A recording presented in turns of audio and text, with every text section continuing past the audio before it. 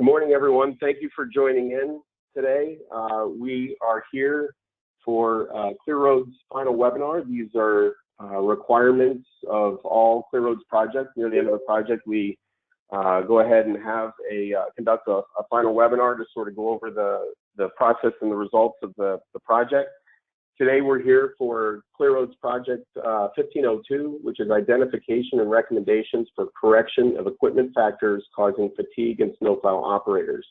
The principal investigator is Virginia Tech, and we've got Jeff Hickman and Matt Camden on the call with us today, and they're going to be going over the results of this project.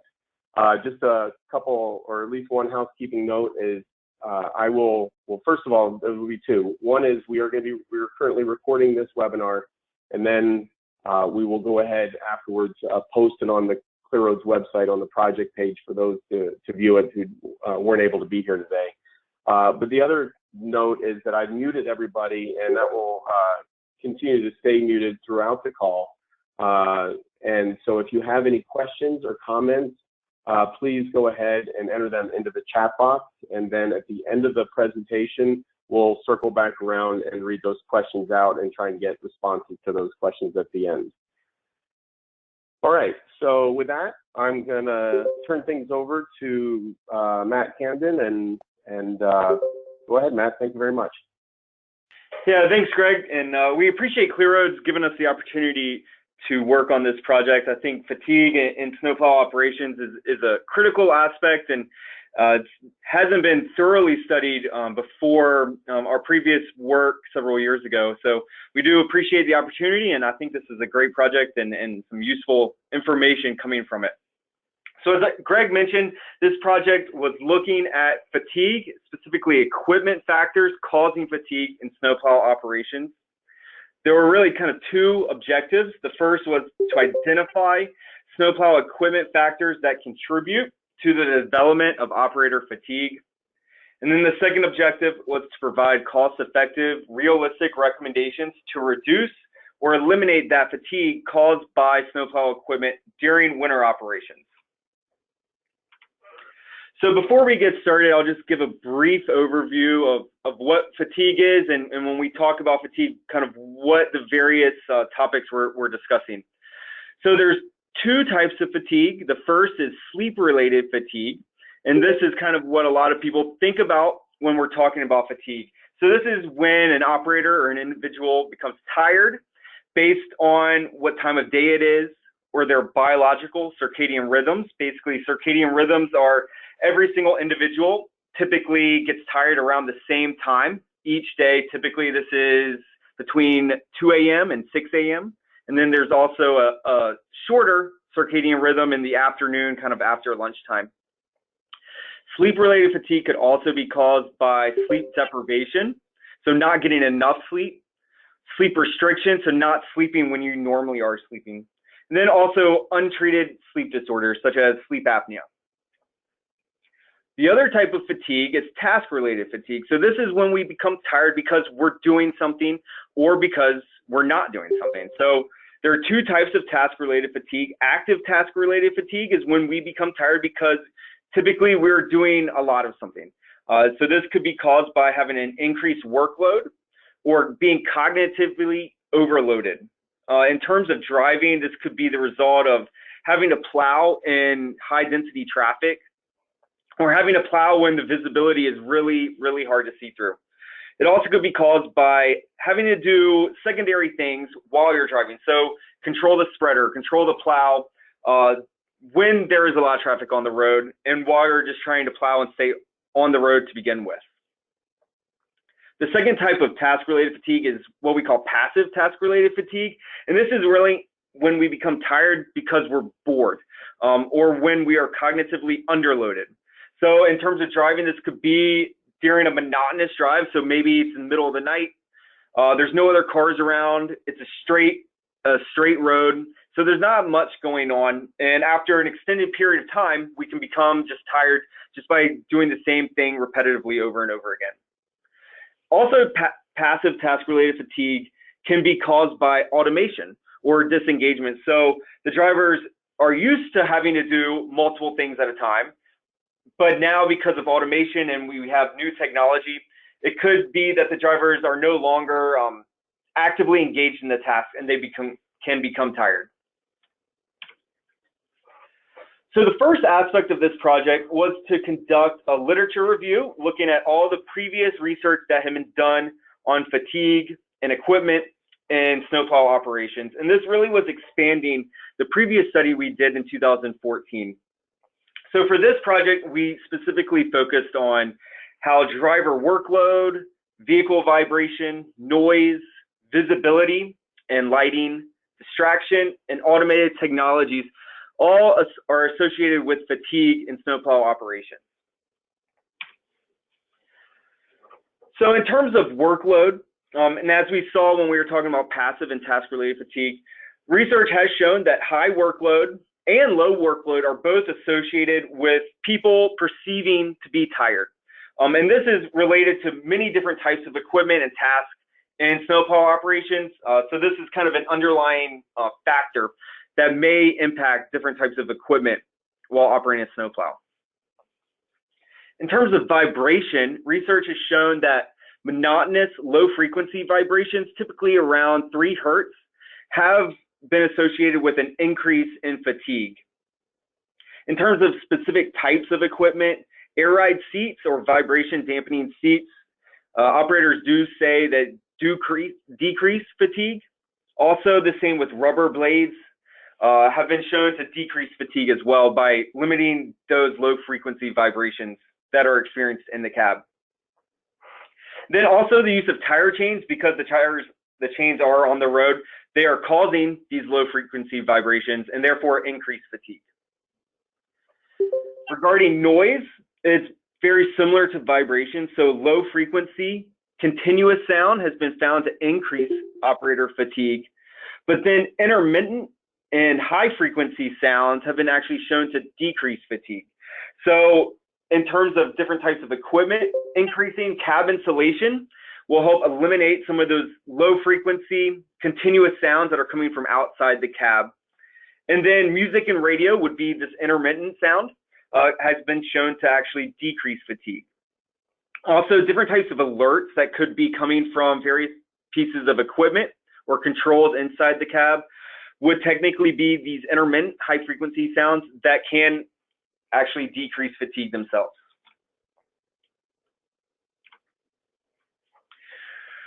Regarding lighting and visibility, poor visibility has been shown to increase fatigue. This is really getting back to the active task-related fatigue. So you're cognitively overloaded because you're having to work harder to see through poor visibility conditions. There are also some research out there looking at the types of lighting inside the cab. And there is some mixed research looking at the color of lighting inside the cab. So for instance, NASA has used short wavelength light, specifically blue wavelength light, to decrease astronauts' fatigue. There is some research looking at blue lights and the effect on fatigue in drivers. And that research shows that it may be effective, but it's really kind of inconclusive at this stage. Research has also shown that where we place exterior lighting can decrease fatigue. So if we put exterior lighting away from driver's line of sight with a small beam spread, so kind of spotlights, can actually decrease fatigue by eliminating some of the driver eye strain and glare. And then finally, the use of snow deflectors by eliminating the blowback snow that falls on the windshield can decrease fatigue itself. We also looked at different types of communication devices that can be used inside the cab. And research looking at the use of communication devices in long-haul trucking have been found that talking on a cell phone or CB or DOT radio can actually decrease fatigue. And this is basically the drivers are tired in monotonous conditions, doing the same thing for extended periods of time. If they can actually contact somebody, whether it's a coworker on a CB radio or by calling their family, they can actually kind of increase their alertness by mixing up their task. And then finally, we looked at advanced technologies, and there is some research showing that these advanced technologies may decrease workload and by decreasing the workload, they can decrease fatigue.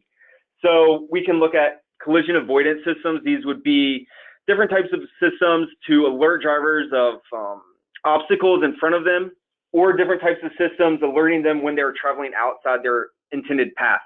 So it could be lane departure warning systems or forward collision warning systems. And then also automated vehicle locators. Basically, these advanced systems would give the drivers more information to help aid their decision-making processes. So by doing that, we can decrease their workload and hopefully decrease fatigue. So we used all the previous research to develop a questionnaire that we sent out to snowplow operators. This questionnaire asked the operators their experience in snowplow operations, what type of equipment they used, how frequently they became fatigued while operating a plow, what type of shifts and when those shifts occurred. And then specifically, we asked them what type of equipment caused vibration. We also asked about noise-related equipment, visibility-related equipment, other just in general in-cab types of equipment. And then we opened it up to provide the operators with opportunities to provide just open-ended comments for suggestions to decrease fatigue during snowplow operations. So we worked with ClearRoad member states to distribute the questionnaire. I contacted each of the ClearRoad member states, sent them a link to an online version of the questionnaire, and those representatives then distributed the questionnaire out to the operators within their respective state. If the representative from ClearRoad said their operators did not have reliable access to the internet, we also provided a paper-based version of the questionnaire. And those questionnaires were collected and sent back to us, and we entered them into an online database. We had really good response. We did some chi-square analyses. We also did some paired sample t-tests. And then we looked at all the open-ended questions and comments and did a content analysis. And we'll talk kind of about all the results here coming up. So as I mentioned, we had a really good response. We had over 2,000 operators respond to the questionnaire.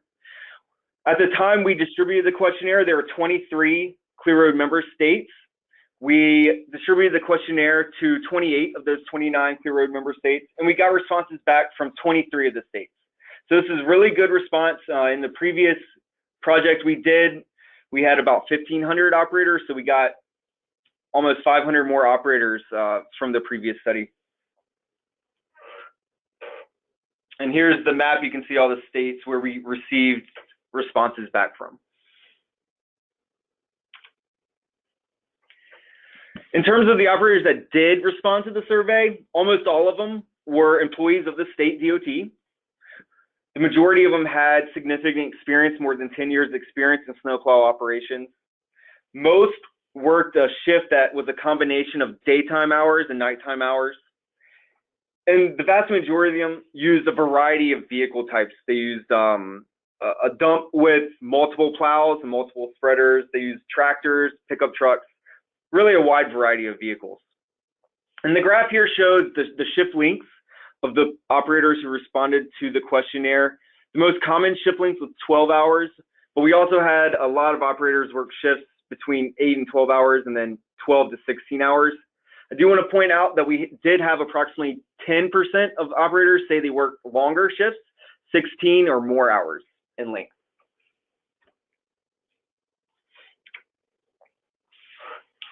The next question was asking them how frequently the operators experienced fatigue or became tired during snowplow operations.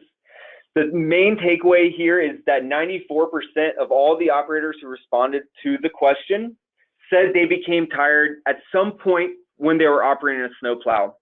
You can also see approximately 35% of the drivers said they became fatigued at least half the time, if not more frequently.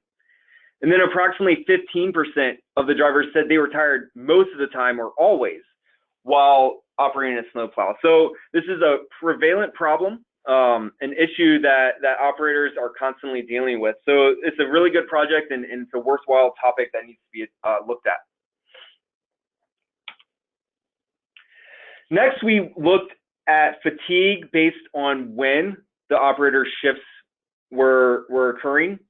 So this top table, just to kind of get you oriented, the left-hand column is how often the operators became tired, and we broke it down into day shift people, night shift people, and operators who worked a shift that had both daytime hours and nighttime hours.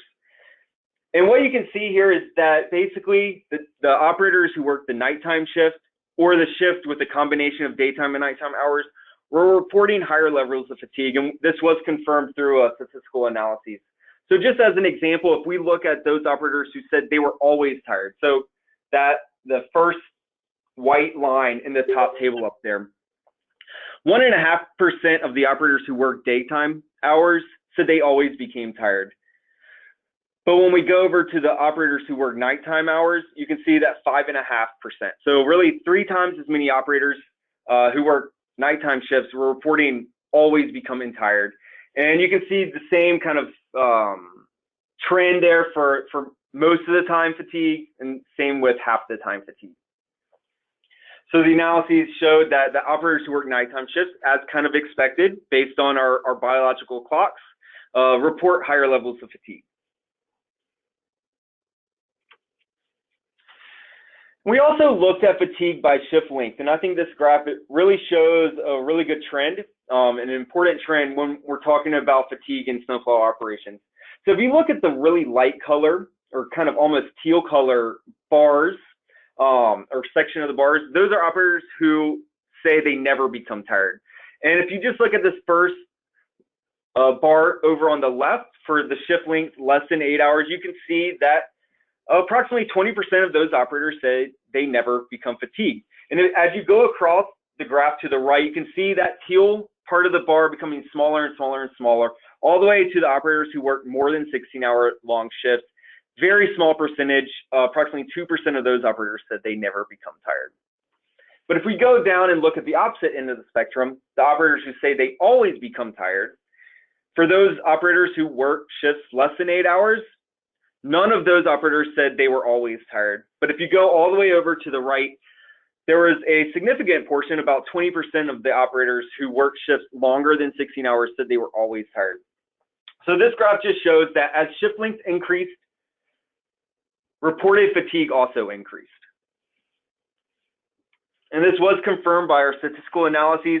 Basically, shifts 16 hours or more in length were associated with increased levels of fatigue, as reported by the operators.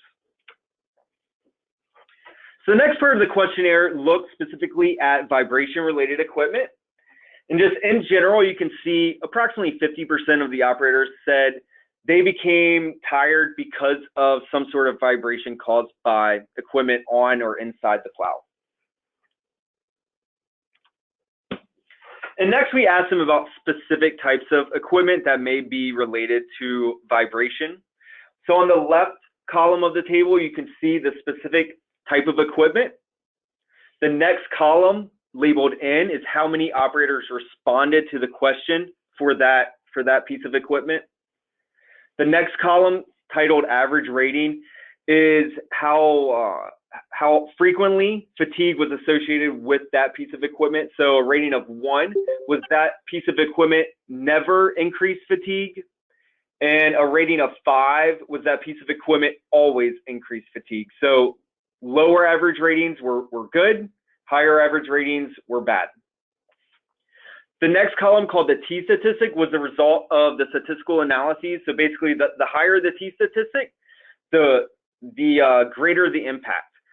Negative T statistics were associated with decreasing fatigue, and positive T statistics were associated with increasing fatigue.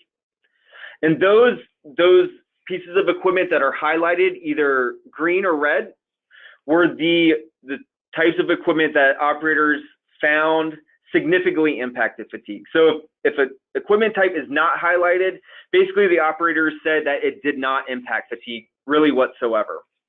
So the green highlighted equipment types were found to be associated with decreased fatigue, and the red highlighted equipment types were found to be associated with increased fatigue. So air cushioned seats, air suspended seats, rubber encased blades, blade float devices, and segmented blades were all reported to decrease fatigue, while the use of non-automatic tire chains, so traditional tire chains, and the use of the front plow were found or reported to actually increase fatigue.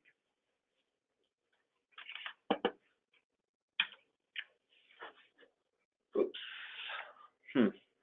The next question looked at providing open-ended comments regarding vibration-related types of equipment. And I apologize that this graph's kind of getting messed up here with the numbers. But basically, we had 32% of all the open-ended questions were related to the truck.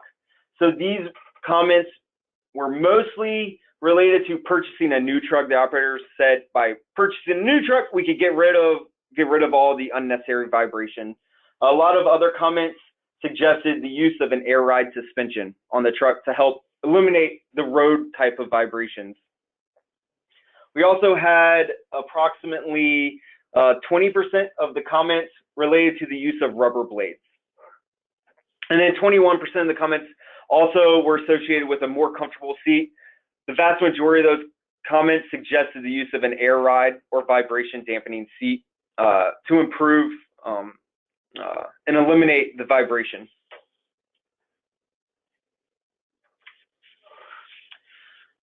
The next part of the questionnaire focused on equipment-related noise and how it relates to fatigue.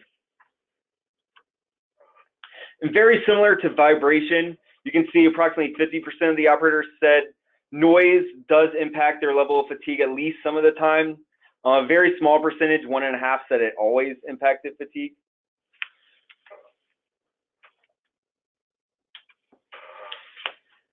Here are the results for the specific types of equipment. You can see that noise from the plow, noise from the engine, and then having the radio or music inside the cab turned off, all were associated with increased levels of fatigue. While having the radio or music inside the cab turned on, the use of a CB radio or DOT radio, and then audible alerts from snow and ice and safety equipment inside the cab were all found to decrease levels of fatigue.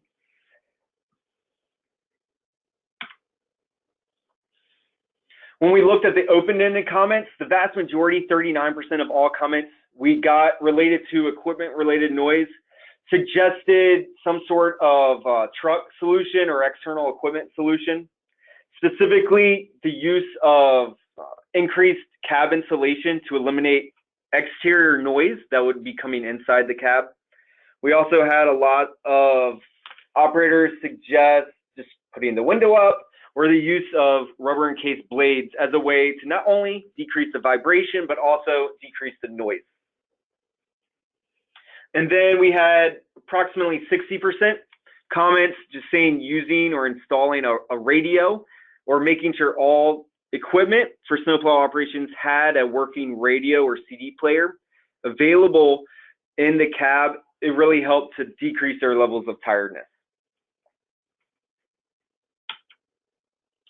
Next questions were associated with visibility. If we look at the relationship between visibility and fatigue, you can see much higher levels of fatigue reported due to poor visibility. Almost 75% of all operators said visibility did impact their level of tiredness throughout their shift. And almost 9% of operators said poor visibility always increased their level of tiredness. So if we think back to vibration and noise, only 1.5% of those operators said noise or vibration increased fatigue all the time. Here we have 9%, so much higher levels of fatigue associated with poor visibility. Regarding specific types of equipment, anti-glare glass, heated mirrors, heated windshield, heated windows, and the use of a snow deflector were all said to decrease levels of tiredness. So basically any type of equipment that improved visibility or decreased the snow and ice buildup on the glass inside the cab or on the outside of the cab were all found or said to be reducing fatigue. And then exterior strobe or flashing lights, interior vehicle lighting, and then traditional windshield wiper blades were said to increase fatigue.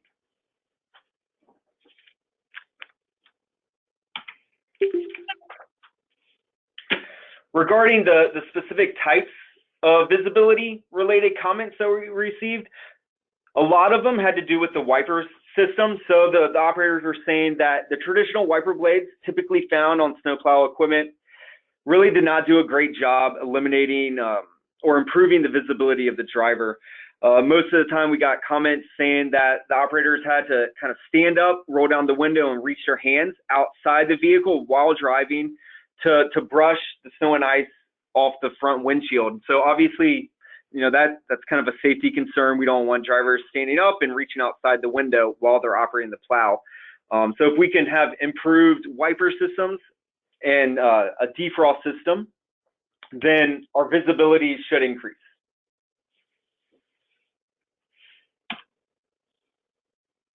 And then finally, we asked about in-cab types of equipment and how they relate to fatigue. 50% of the operators said different types of in-cab equipment impacted their level of tiredness throughout the shifts. A very small percentage, less than 1%, said in-cab equipment always increased fatigue. So if we just go and look at the categories, visibility was the main concern regarding equipment and fatigue, and then vibration, noise, and this in-cab equipment in general were concerned. There was 50% of the operators said it did impact fatigue, but on a lower level. Regarding specific types of equipment, the placement of equipment controls, so where controls were placed and the number of controls, and then also where LCD displays were placed inside the cab, and the light from LCD displays all increased fatigue, while the use of a mobile phone or the presence of a collision avoidance system such as forward collision warning, or a system that would assist the drivers staying inside their lane, or the use of a backup camera were all said to actually decrease fatigue.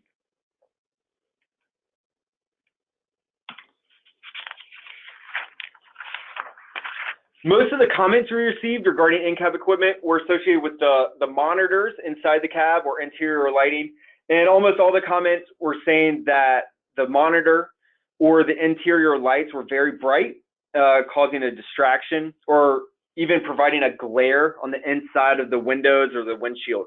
And it was distracting and causing really poor visibility and increased eye strain and discomfort. So the operators mainly were saying if we could have dimmable lighting and dimmable monitors all the way down to turning the monitors to near blackness would greatly benefit and decrease driver fatigue. We also had a number of comments, again, regarding the seat. So having a more comfortable seat helped them so they didn't have back pain after really long shifts.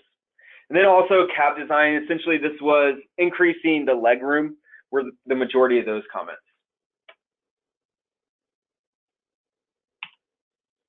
Finally, we just provided the operators with the opportunity to provide additional comments or suggestions on how to improve or eliminate fatigue in snowplow operations.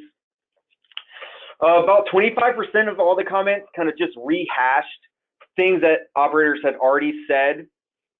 Over 500 comments were providing just in general countermeasures to fatigue.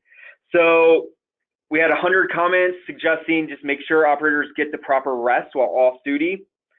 150 comments suggested taking a break occasionally and walking around the truck to get some fresh air.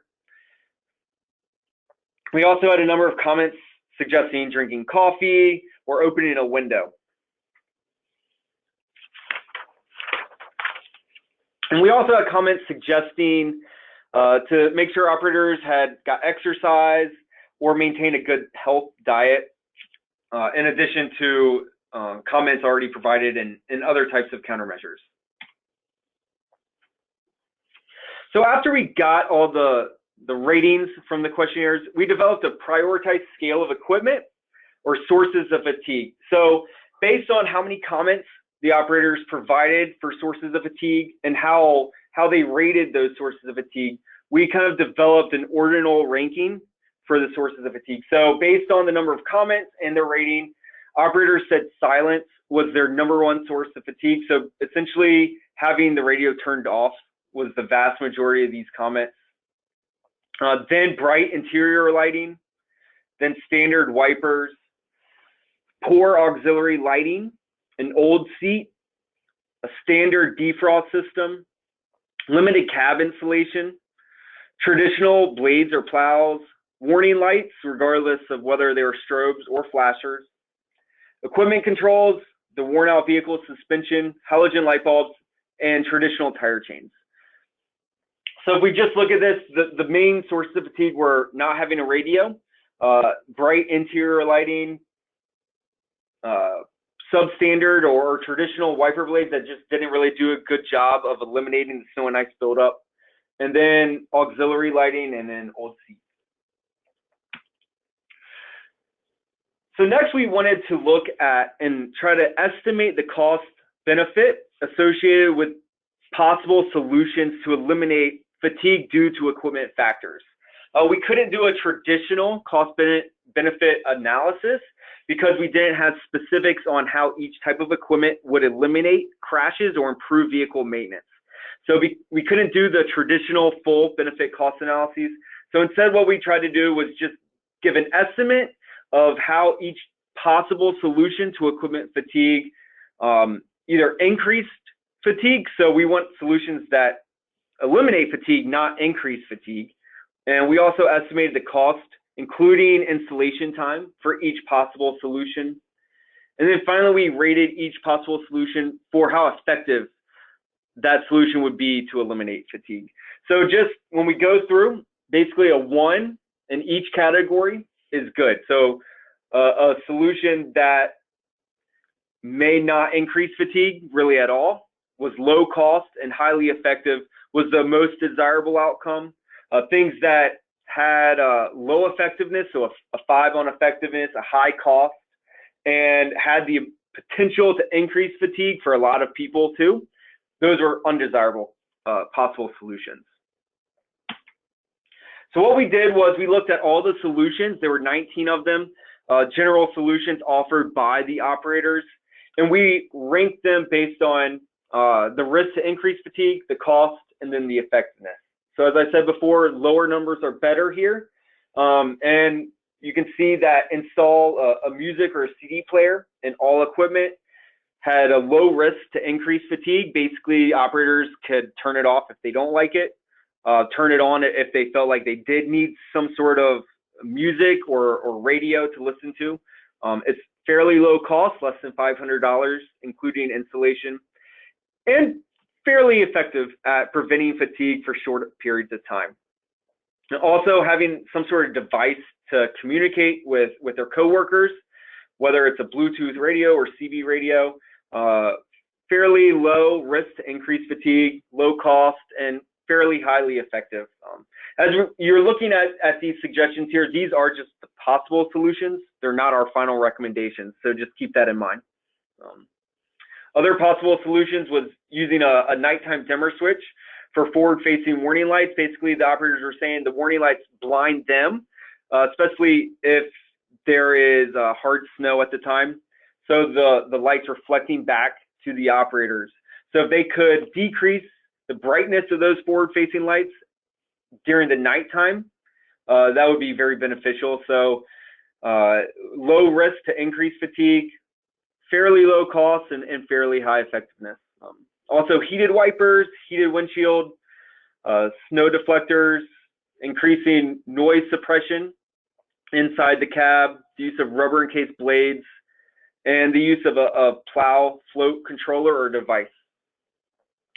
Mainly, all of them were fairly low risk to increase fatigue, fairly low cost, and most of them were decently effective, some more than others, at preventing fatigue.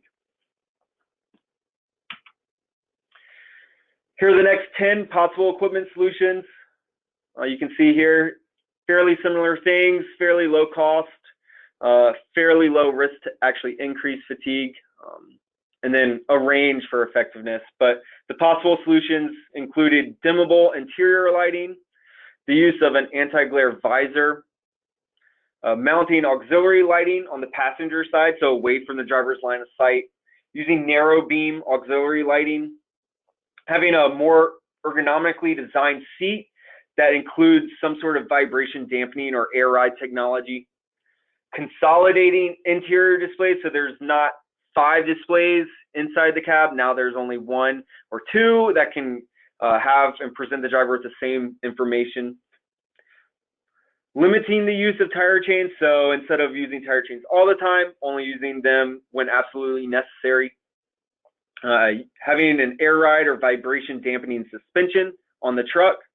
Using LED bulbs on all exterior lighting. And then finally, purchasing a new truck.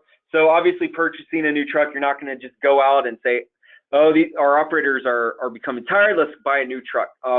Basically, this is an important thing. It's very costly, but when you are going through and purchasing a new truck, it's very likely that you can request having LED bulbs or having an air ride seat or air ride suspension. So when you're purchasing a new truck, it's possible you can get multiple solutions and kind of kill 2 birds with 1 stone. So you're getting a lot of solutions when you're purchasing the new truck. So that's why it would technically be highly effective. So just kind of in general, we saw 94% of all the operators said they become fatigued at least some of the time. Almost 15% of those operators said they become fatigued almost all the time or always. So a lot of drivers are experiencing fatigue. So it does make sense to look at the various things that cause fatigue and how we can eliminate some of that fatigue. Shifts that were 16 hours or more in length were associated with the most fatigue. And then also night shifts had higher levels of fatigue compared to day shifts. Regarding operators' specific suggestions on how to reduce fatigue, operators said improve the vehicle suspension, use a blade float device, have rubber encased blades, limiting the use of tire chains, having an air ride seat were all possible ways to reduce those low frequency vibrations that have been found to increase operator fatigue. Through the use of increased insulation or equipment alerts or a communication device or a radio or music inside the cab, we could use noise or eliminate noise to improve operators' level of fatigue. Regarding visibility, the use of dimmable warning lights or LEDs or snow deflectors, heated wipers, and a heated windshield would all provide better equipment to improve visibility for the operators. And then for in-cab solutions, just having dimmable LCDs would eliminate a lot of the eye strain and glare inside the cab and eliminate some of the how distracting the LCDs are in general. So taking the operator's suggestion and looking at our cost-benefit estimations, we came up with a list of recommendations for equipment factors to eliminate fatigue. The first was using dimmable interior lighting, including the LCDs. So by having a dimmer switch or using LCDs that have a capability to be dimmed, operators could be instructed to increase or decrease brightness as needed. So operators, when it's daytime, they could increase brightness, and at nighttime, they could decrease brightness to help eliminate that glare and eye strain. Second recommendation was to use LED bulbs for all exterior lighting. So LED lighting has been found to improve visibility. We did see a lot of comments from operators saying they were driving next to a light vehicle, and the light vehicle's lights provided greater visibility than the plow truck's lights. So the operators were saying, you know, it's ridiculous that the light vehicles have better visibility when our truck is designed to operate in limited visibility in poor conditions. So these operators suggested using LED bulbs, which were fairly inexpensive. And then LED bulbs also have the added benefit, if used in the warning lights, to provide dimmable warning lights. In other words, a nighttime setting for the forward-facing warning lights. So this would eliminate that glare and the bounce back light. The operators said provided a lot of eye strain and fatigue. The fourth recommendation was to install a CD player or a satellite radio inside all operations. This was the highest rated solution that all the operators provided to us. So a simple AM/FM radio would work in most locations. We did have a lot of operators say that where they plow, radio signal is not great, so it would be possible to have a satellite radio, maybe better. Once they did say that they offer a satellite radio, but the operators have to pay for that monthly subscription, so that would be a possibility.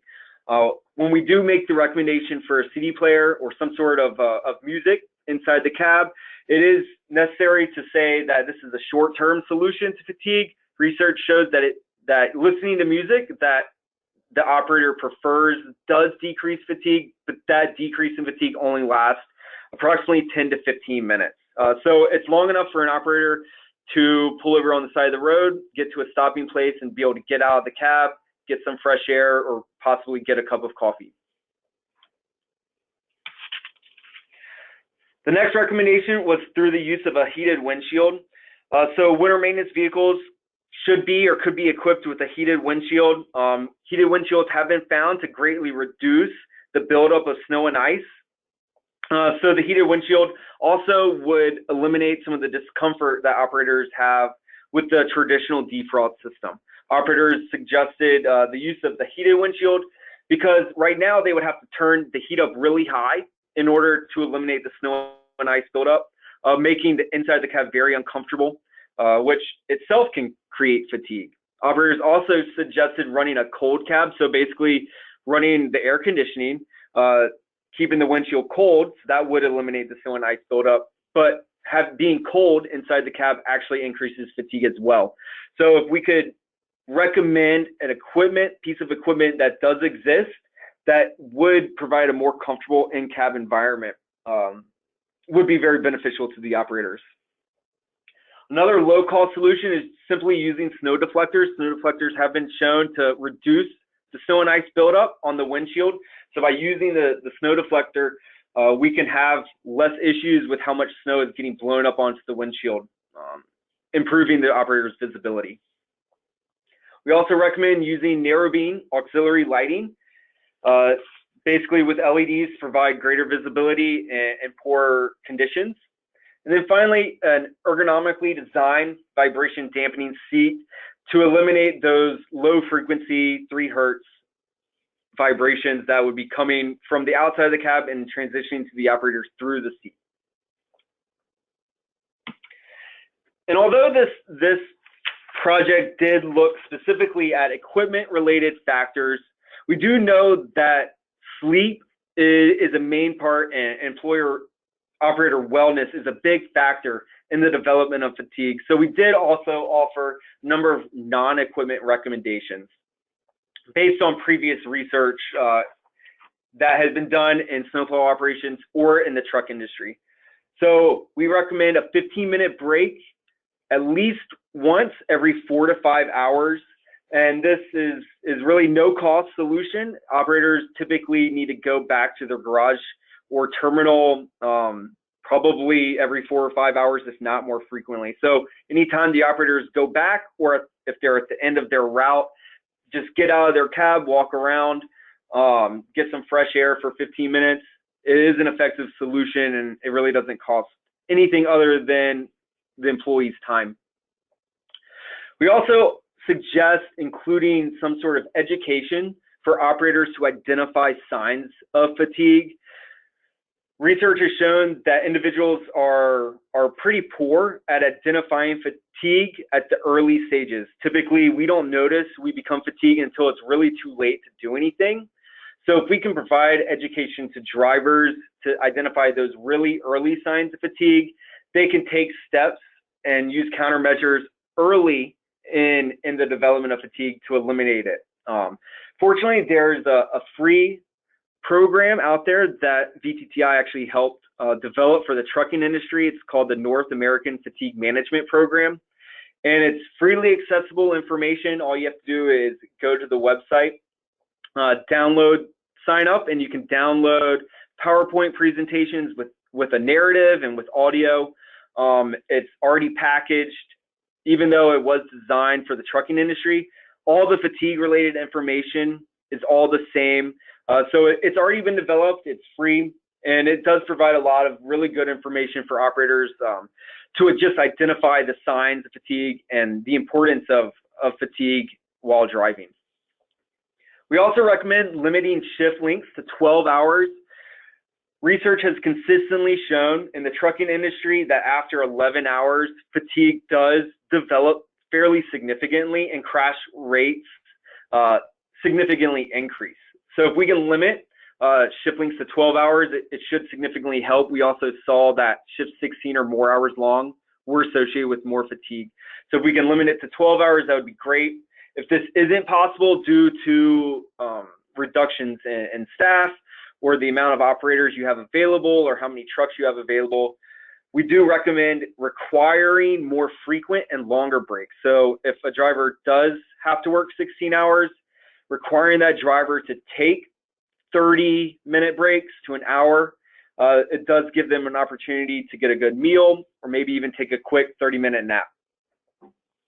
We also recommend each agency create a fatigue management policy. This will just outline any recommendations or policies relating to driver fatigue, whether it's how many breaks they should take, or a statement saying that you as an agency do encourage operators to take breaks to eliminate fatigue.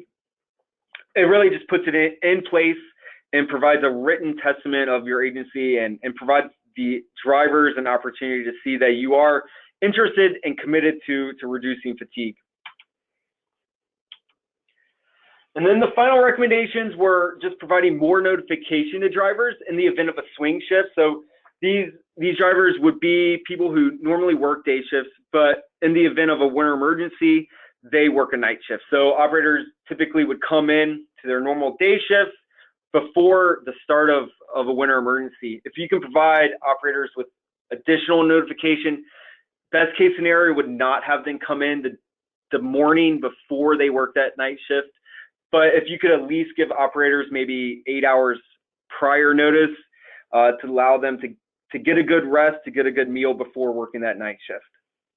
Also, encouraging drivers to have a better diet and get more exercise has been shown to decrease fatigue. Also, encouraging drivers and seeking driver input before making equipment decisions. The operators are the ones out there using the equipment every day. They have the most experience with it. So if you could just ask their input, it's quite likely that you're going to get some feedback that management may not have thought of regarding equipment and fatigue. And then finally, if possible, have a dedicated place for operators to rest at each of the garages. Maybe it's a room with just a bunk or two that operators can go where it's dark and quiet. They can lay down for 30 minutes if they are working longer shifts. It does provide them an opportunity to get some sleep because sleep really is the only surefire way to eliminate fatigue. So that's all I have. I look forward to any questions. I'll do my best to answer them. All right, thank you, Matt. Appreciate that. So we did have some people enter in some questions in the chat box, so I'll go ahead and read off a couple of those. The first one is from Scott Lucas of Ohio, and he makes the comment. He says, we want to be aware that we cannot use cell phones on CDL vehicles. Just a comment. Yeah, Scott, that's a really good comment.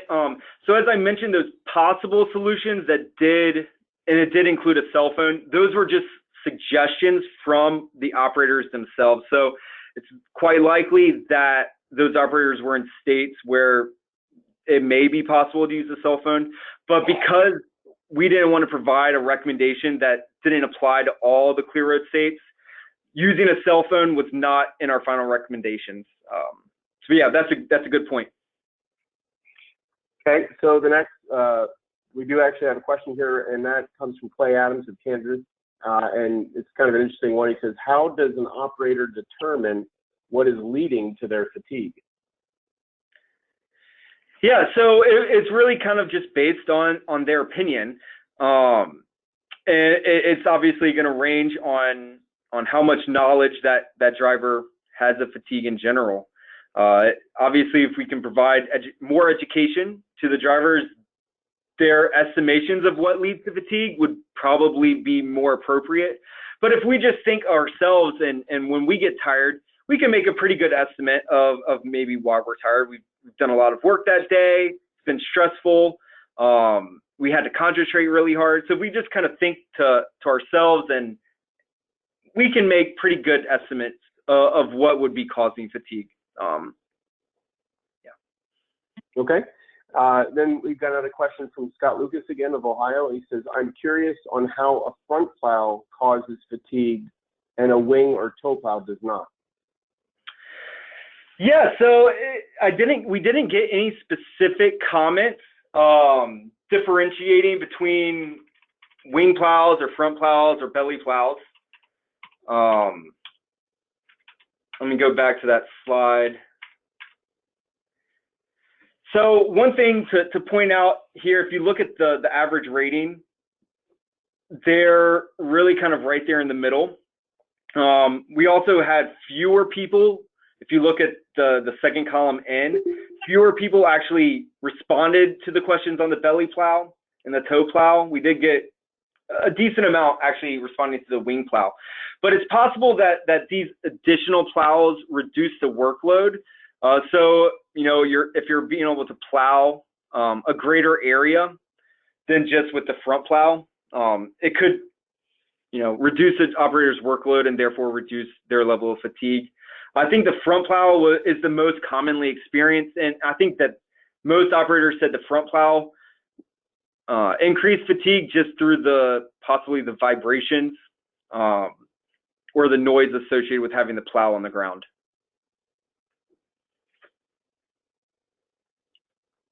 Okay, the final question we have here is from Mike Miller in Montana. He says, do you have any data on how the level of traffic volume affected fatigue? Yeah, I don't specifically have any data regarding density, traffic, and the development of fatigue. It makes sense that there may be something there regarding traffic density and the development of fatigue.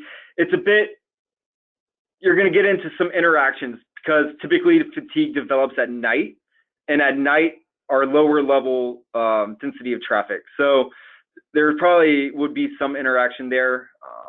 Also, rush hour in the morning is kind of the tail end of that circadian low. So that's actually a pretty bad time to be driving. You're at the end of your circadian low, so you're worn out, but then you have all this increased traffic. So increased traffic does present more opportunities to be involved in a crash, obviously, when you are tired. But to answer the question, I don't specifically have anything. Okay, thank you. So what I'm going to do now is I'm going to unmute everybody because that's the last of the questions on the chat box. And since we have a couple more minutes, we can open it up to any other final questions, any other final questions we may have. So, all right. Looks like everybody Greg, is unmuted. Yes, go ahead. Greg, just a real quick comment from California. I think the tow plow and the wing plow, it's less of the boredom factor doesn't come in. I think you're busier. That's why the fatigue factor is a little bit less. Just a comment. Okay.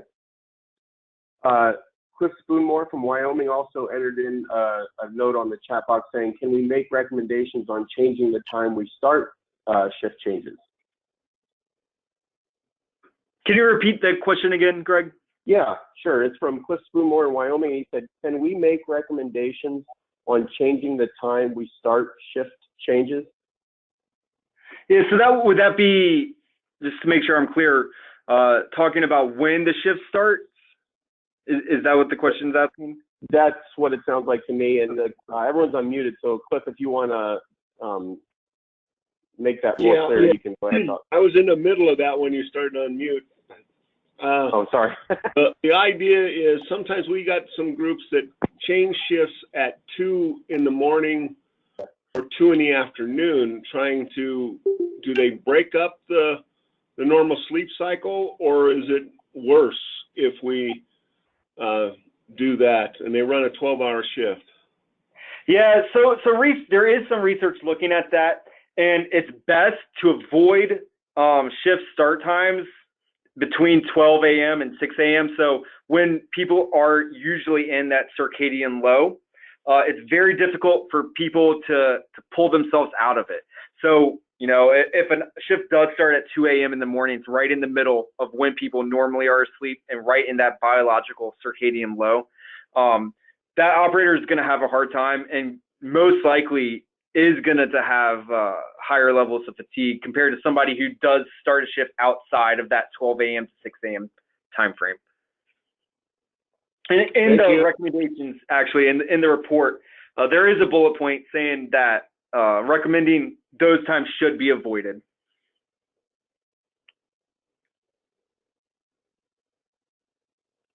Okay, great. Does anybody else have a question before we wrap things up?